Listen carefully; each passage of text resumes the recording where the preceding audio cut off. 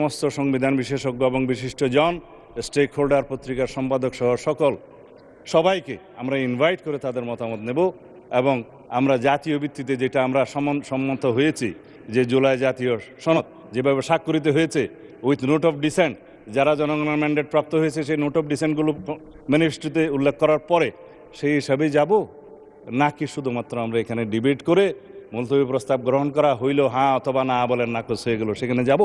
মেজরিটির ভিত্তিতে আমরা যেতে চাই না।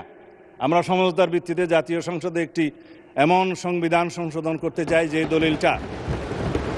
দলিলটা আমরা আইনমন্ত্রী অত্যন্ত সহৃদয় ব্যক্তি, তা আমাকে বেশি বলে সবাই সমালোচনা করি। তিনি এক কথায় সব রাজি হয়ে গেছেন, আলোচনা নির্ধারণ করেন, সময় নির্ধারণ করেন, হবস লবস রসুর বই বাইর করেন, সংবিধান, জুলাই জাতীয় সনদ এবং সংস্কার বাস্তবায়ন আদেশ সব কিছু দেন, তারপরে ডিবেট হবে, আলোচনা হবে, কি ভায়োলেট হয়েছে না হয়েছে। কিন্তু আমি একটু বিধি মানা লোক, আমি একটু বিধি অনুসারে কথা বলি। মাননীয় স্পিকার, আমার পয়েন্ট অফ অর্ডার হচ্ছে, প্রথমে মাননীয় স্পিকারকে অনুরোধ করেছিলাম সেদিন, যেদিন মাননীয় বিরোধী দলীয় নেতা এই একই বিষয়টা উত্থাপন করেছিলেন, যে ওনাকে নোটিশ দিতে বলেন। এটা নোটিশের প্রয়োজন আছে, অত্যন্ত গুরুত্বপূর্ণ বিষয়, সেই বিষয়ে আপনি সংসদে আলোচনা করে ফয়সালা দিবেন। বিধান হচ্ছে গুরুত্বপূর্ণ বিষয়ে মুলতবি প্রস্তাব। Rule 62, rules of procedure, notice উনি দিয়েছেন। নোটিশে একটা কপি সৌভাগ্যক্রমে আমি পেয়েছি এখানে টেবিলে। মুলতবি প্রস্তাবের বিষয় লিখছে সাম্প্রতিক ও জরুরি জনগুরুত্বপূর্ণ একটি সুনির্দিষ্ট বিষয় সম্পর্কে আলোচনা করার জন্য এই সংসদের কাজ এখন মুলতবি করা হোক। নোটিশ তো দিতে পারবেন আপনি জরুরি গুরুত্বপূর্ণ বিষয়ে, জরুরি জনগুরুত্বপূর্ণ বিষয়ে নোটিশ দিতে গেলে তো আপনাকে অন্য বিষয়ে যেতে হবে, বিধি 68-এ যেতে হবে। This is my point of order. এবং সেখানে আপনি সময় পাবেন আধা ঘন্টা আলোচনার।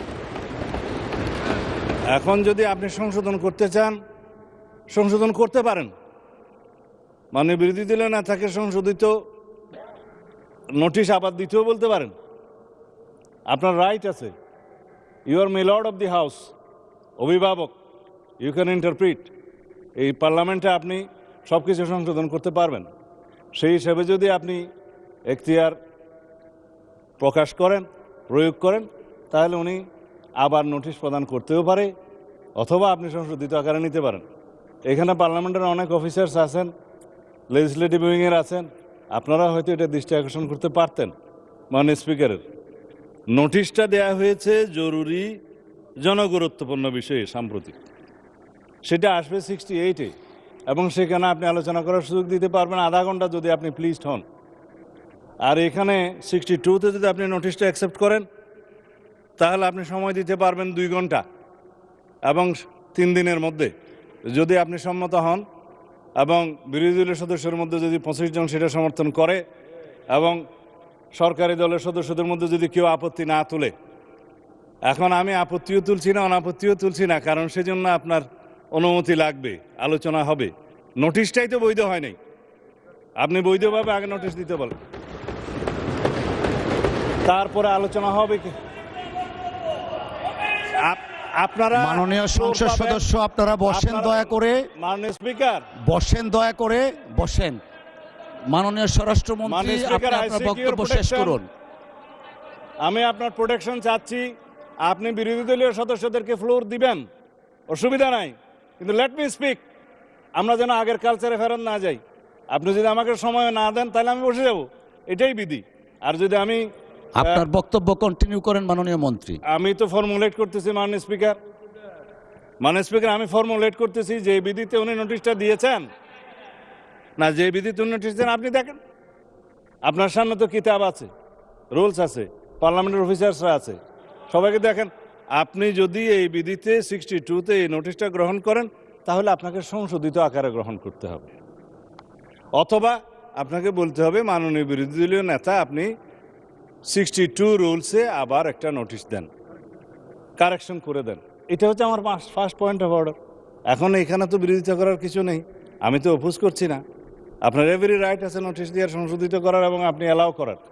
কিন্তু যে নোটিশটা এখন আমাদের সামনে আছে, এই নোটিশটা হচ্ছে 68 রুলস অনুসারে নোটিশ। আপনি জরুরি জনগুরুত্বপূর্ণ বিষয়ে আপনি দেখেন, জরুরি জনগুরুত্বপূর্ণ বিষয় সম্পর্কে সংক্ষিপ্ত আলোচনা এখানে আধা ঘন্টা পাবেন। কোনটা আপনি ডিসাইড করবেন আপনার এখতিয়ার। My second point of order, মানে বিরোধী দলীয় নেতা এই মুলতবি প্রস্তাব উত্থাপন করেছেন। যদি ধরেও নেই রাইটলি 62তে উনি বলছেন, তাহলে উনি শুধু ওনার প্রস্তাবটা উত্থাপন করতে পারবেন। এখানে আপনি জুলাই জাতীয় সনদ উইদিন ব্র্যাকেট সংবিধান সংস্কার আদেশ বাস্তবায়ন আদেশ 2025 13ই নভেম্বর, এইটা পুরাটা পড়ার তো মাননীয় স্পিকার কোনো সুযোগ নাই। এটা আপনি যদি ডিবেটের জন্য দিন নির্ধারণ করেন, আগামীকালকে করবেন না আগামী পরশু করবেন, 3 দিনের ভিতরে আপনি করতে পারেন। সেদিন আলোচনা হতে পারে, বিরোধী দলীয় এবং সরকার দলীয় কোন কোন সদস্যগণ বক্তব্য রাখবেন সেটা তখন দেখা যাবে। কিন্তু আমার এনাদার পয়েন্ট অফ অর্ডার সেটা হচ্ছে, আপনি এখানে দেখবেন যে এখানে জনগুরুত্বপূর্ণ বিষয়ে মুলতবি প্রস্তাব আনতে পারে। এখানে হচ্ছে বিধি 63তে আপনি দেখবেন যে এমন কোনো প্রস্তাব নিয়ে আপনি আলোচনা আনতে পারবেন না যে প্রস্তাবে প্রতিকার কেবল আইন প্রণয়নের মাধ্যমে হতে পারে। এখানে এটার প্রতিকার তো সংবিধান সংশোধন এবং আইন প্রণয়নের মাধ্যমেই হবে। It is not simple debate on the recent issues outside the house or published in any paper. যে সমস্ত বিষয়ে আলোচনা হয়, সাধারণত দ্রব্যমূল্য বৃদ্ধি হয়েছে, আইন শৃঙ্খলা অবনতি হয়েছে, এই সমস্ত বিষয়ে কোনো ঘটনা নিয়ে মুলতবি প্রস্তাব সাধারণত হয়। It is the tradition of the parliament. হয় কি হয় না সেটা পরে, কিন্তু উত্থাপিত হয়। আমার জীবনে খুব কম দেখেছি আমি মুলতবি প্রস্তাব অ্যাকসেপ্ট হয়েছে বা উত্থাপিত হয়েছে বা আলোচিত হয়েছে বা বুটে গৃহীত হয়েছে। কিন্তু এটা তো আইন প্রণয়নের সাথে জড়িত। আপনি বিধি 63তে দেখেন যে বিধিটা 63তে বলা আছে যে বিষয়গুলো আইন প্রণয়নের মাধ্যমেই সমাধান হতে পারে, সেই সমস্ত কোনো বিষয় জরুরি গুরুত্বপূর্ণ বিষয় হিসেবে মুলতবি প্রস্তাবের জন্য আসতে পারে না। এখানে আমার ফেয়ার প্রপোজাল আছে। This is my third point of order. Fourth point of order, আমার প্রপোজাল আছে। আমরা সংবিধান সংশোধন করতে চাই, আমার বিরোধী দলের সদস্য কেউ কেউ সংস্কার করতে চান। পার্লামেন্টের ল্যাঙ্গুয়েজ হচ্ছে কনস্টিটিউশন হয় প্রণীত হবে, অথবা রহিত হবে, অথবা স্থগিত হবে, অথবা সংশোধিত হবে। আমরা এখানে সোভারেন পার্লামেন্টের এখতিয়ার নিয়ে এসেছি, সোভারেন জনগণের। আমরা এনাক্টমেন্ট করতে পারবো, আইন প্রণয়ন করতে পারবো, এবং সংবিধানও একটি আইনের মাধ্যমে বিলের মাধ্যমে এসে সংবিধান সংশোধন হবে। সুতরাং সংবিধান সংশোধনের জন্য let us form a constitution reform committee here. Position এবং অপোজিশন সবগুলোকে নিয়ে, সবাইকে নিয়ে সংবিধান সংশোধনের জন্য আমরা কাজ করি। এবং আমাদের গুরুত্ব দিতে হবে জুলাই জাতীয় সনদ, যেটা জাতির সামনে সংসদের দক্ষিণ প্লাজায় সবাই স্বাক্ষর করেছেন, একটা ঐতিহাসিক রাজনৈতিক সমঝোতার দলিল। আমি এটার বিরোধিতা করছি না এই জন্য যেই দলিলের মাধ্যমে সংবিধান পরিবর্তন হয়ে যায়নি, সংবিধানের কোনো বিধান পরিবর্তন হয়ে যায়নি, কোনো অর্ডিন্যান্সের মাধ্যমে সংবিধানের কোনো কিছু ডিলিট হয়ে যায়নি, সেটা জায়েজ আছে, কিন্তু প্রস্তাব করা যায়। এইটা হচ্ছে সেই প্রস্তাব, জুলাই জাতীয় সনদ, যে পরবর্তী পার্লামেন্টে সংসদে সবাই রাজনৈতিক সমঝোতার দলিল হিসেবে এটা অনুযায়ী আমরা সংবিধান সংশোধন করব। এবং যে সমস্ত রাজনৈতিক দল ম্যানিফেস্টোতে অন্যান্য বিষয় উল্লেখ করেছে, সেই ম্যানিফেস্টো অনুযায়ী জনগণের ম্যান্ডেট পেয়েছে, আমরা 51% ম্যান্ডেট পেয়েছি। আমরা সেই মতো আমাদের ইশতেহারে উল্লেখিত অন্যান্য বিষয়গুলো যেগুলো সংবিধানকে টাচ করবে সেখানে এগুলো আনতে পারবো, এবং অন্যান্য বিষয়গুলো হয়তো আইন কানুন পাশ করে করা যাবে। যাই হোক, আমরা যেমন কৃষি ঋণ মওকুফ করেছি, সেটা আমাদের ম্যানিফেস্টোতে ছিল, ম্যান্ডেট ছিল, এটার জন্য সংবিধানে টাচ করতে হয় নাই। এখন আমার প্রস্তাব হচ্ছে, মাননীয় স্পিকার, আমরা কি আইন প্রণয়নের মাধ্যমে যেটা ফয়সলা করতে হয় সেটা কি জরুরি গুরুত্বপূর্ণ বিষয় হিসাবে এখানে ডিবেট করব নাকি করব না? আমরা কি পার্লামেন্টের একটা সংসদীয় কমিটি ফর্ম করব, যেখানে সংবিধান সংশোধনের জন্য সবাই প্রস্তাব দিবেন, বিরোধী দল, সরকারি দল, স্বতন্ত্র সদস্য থেকে সবাই মিলে আমরা সেখানে প্রস্তাব নেব, এবং একটা নির্ধারিত সময়ের মধ্যে আমরা সেই রিপোর্ট এই পার্লামেন্টে প্রদান করব। এবং সেই কমিটি ইচ্ছা করলে পার্লামেন্ট এবং পার্লামেন্টের বাইরে দেশের সমস্ত সংবিধান বিশেষজ্ঞ এবং বিশিষ্টজন, স্টেক হোল্ডার, পত্রিকার সম্পাদক সহ সবাইকে আমরা ইনভাইট করে তাদের মতামত নেব এবং আমরা জাতীয় ভিত্তিতে যেটা আমরা সম্মত হয়েছি যে জুলাই জাতীয় সনদ যেভাবে স্বাক্ষরিত হয়েছে উইথ নোট অফ ডিসেন্ট, যারা জনগণের ম্যান্ডেট প্রাপ্ত হয়েছে সেই নোট অফ ডিসেন্টগুলো ম্যানিফেস্টোতে উল্লেখ করার পরে সেই হিসাবেই যাব, নাকি শুধুমাত্র আমরা এখানে ডিবেট করে মুলতবি প্রস্তাব গ্রহণ করা হইল হ্যাঁ অথবা না বলেন নাকচ হয়ে গেল সেখানে যাব? মেজরিটির ভিত্তিতে আমরা যেতে চাই না। আমরা সমঝোতার ভিত্তিতে জাতীয় সংসদে একটি এমন সংবিধান সংশোধন করতে চাই যেই দলিলটা আমরা জুলাইয়ের গণ অভ্যুত্থানের শহীদের আকাঙ্ক্ষাকে আমরা ধারণ করতে পারি। আমরা বাংলাদেশের মানুষের পরিবর্তিত পরিস্থিতিতে সকল প্রত্যাশাকে ধারণ করতে পারি। সেই জুলাই গণ অভ্যুত্থানের শহীদের আকাঙ্ক্ষা, প্রত্যাশা, জনপ্রত্যাশা, বিরোধী দল এবং সরকারি দল সবাই মিলে যারা সংসদের বাইরে আছে তাদেরও মতামত সহ নিয়ে আমরা এমন একটা দলিল রচনা করি যাতে করে আমরা অনেক দিন এই দলিলটা নিয়ে কাজ করতে পারি।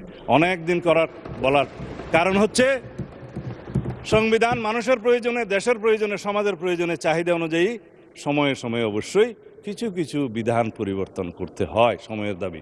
সেই জন্য আমরা একটা পারপিচুয়াল নেচারের অ্যামেন্ডমেন্ট করি যেটা অন্তত দীর্ঘদিন পর্যন্ত আমাদের এখানে থাকবে। আমরা সেই সংবিধান নিয়ে আগাতে পারবো। আপনি এখন ডিসাইড করতে পারেন মাননীয় speaker, you are my lord of the house. ধন্যবাদ। মাননীয় বিরোধী দলের নেতা। আমি বুঝতে পারছি না যে আলোচনা আপনি শুরু করেছেন কিনা। বিজ্ঞ সংসদ সদস্য যে বক্তব্য রাখলেন, বিশাল একটা বক্তব্য উনি রেখেছেন। ওনার দৃষ্টিভঙ্গি উনি তুলে ধরেছেন এই মহান সংসদের সামনে। আমরা চাচ্ছি আগে সংসদটা মুলতবি করে আলোচনায় যান আপনি, তারপরে এই সমস্ত বিষয়ে আমরা পার্টিসিপেট করব। ধন্যবাদ মাননীয় বিরোধী দলের নেতা। সব বিষয়ে আসবে। ধন্যবাদ। আমরা মাননীয় আইনমন্ত্রী এবং মাননীয় স্বরাষ্ট্রমন্ত্রীর বক্তব্য শুনেছি, পাশাপাশি মাননীয় বিরোধী দলের নেতা যিনি উত্থাপন করেছেন ওনার বক্তব্য শুনেছি। সবার বক্তব্য শ্রবণ করে সংসদের কার্যপ্রণালী বিধি 65(2) অনুযায়ী আমাদের 3 দিনের মধ্যে এই বিষয়টাকে নিষ্পত্তি করতে হবে। সেই হিসাবে আগামী 31শে মার্চ 2026 তারিখ রোজ মঙ্গলবার দিনের সর্বশেষ বিষয় হিসাবে 2 ঘণ্টাকাল বিরোধী দলের নেতার মুলতবি প্রস্তাবটি আলোচনার জন্য সময় নির্ধারণ করছি। আগামী 31শে মার্চ মঙ্গলবার 2 ঘণ্টা।